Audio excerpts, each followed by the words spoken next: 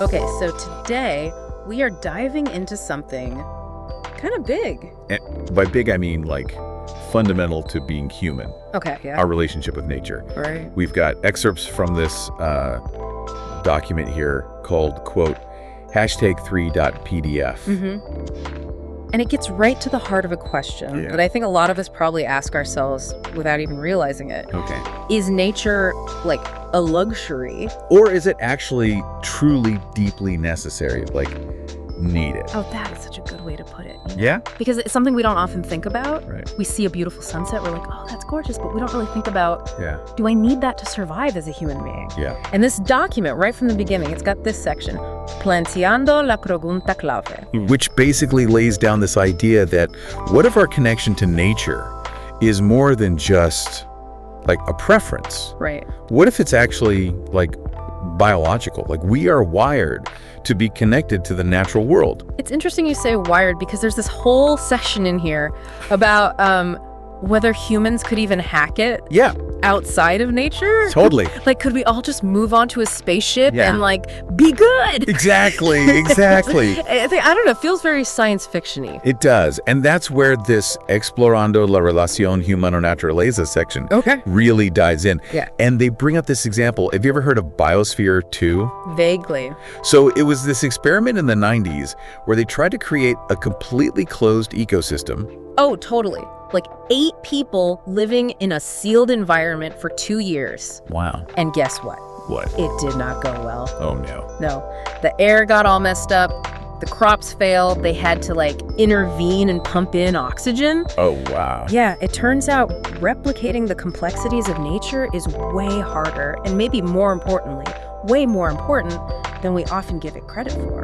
I was just going to say, we take it for granted. Totally. Big time. Big time. And, you know, it's almost like our bodies are like literally tuned into nature somehow. Right. Like there's something. Yeah. And that actually leads perfectly into this next part of the document because they start talking about how even like little doses of nature, like short bursts, can have a real effect on us.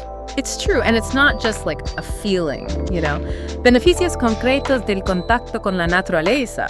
That section, it talks about the actual science behind it. Oh, wait. There was this one study where they found that spending just 20 minutes in a park, like, actually lowered people's cortisol levels. No way. Yeah.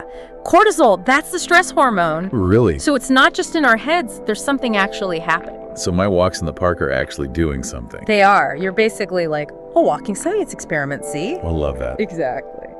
But it's easy to think of nature as this, like, escape from technology, right? 100%. But this document, it argues that as technology advances, nature becomes even more important, not less. Oh, that's interesting. It's like this counterbalance, right? Because they talk about how reconnecting with nature, that's another quote from the document, is becoming this way to combat the constant, bombardment, the noise of information, the stimulation from our devices. It's so true. I mean, Our brains, they're not meant for this 24/7 news cycle, you know? yeah, it's true. But I mean, kind of funny because like we are listening to this like deep dive. Through our devices, right? Very true. Very meta. Like It is what it is, right? But it's about balance. That's what you're saying. finding that balance. Exactly. Okay, so let's talk about that then. Because the document, it doesn't just leave us hanging with like, oh, nature's good, go find some. Right. There's this whole other section about how to actually use nature to feel better. Yes, and this is where it gets really practical. So, naturaleza como herramienta para el bienestar. That's the last section we're diving into today. And it talks about actually using nature to improve our lives. Not just enjoying it, but like actively using it. Okay, yeah. And they have this really cool example. Have you ever heard of forest bathing? Like just like swimming in a lake. Okay, so kind of, but not exactly. Forest bathing is this Japanese practice. But- It's more about like mindfully immersing yourself in the forest atmosphere. So like really being present in it. Yes. And they've done studies that show it can lower blood pressure, it can boost your immune system. Wow. They even say it can improve your mood more than just walking in an urban environment. That's wild. It's about engaging all your senses, really slowing down and experiencing nature. It's so easy to just like walk right by a tree and not even like notice it. Exactly. Yeah. It's about like stopping and actually smelling well, in this case, smelling the trees, right? Yeah. So yeah, it's fascinating stuff. That is really interesting. I love how we started off with these big, like, almost existential questions. Like, yeah. what does it mean to be human without nature? It is. And now we're here talking about, like, specific things we can do I love it. to feel better. Me too. That's such a cool, like, full circle moment. It is. And it leaves us with a lot to think about, don't you think? For sure. Like, if we know that spending time in nature is this powerful, Yeah.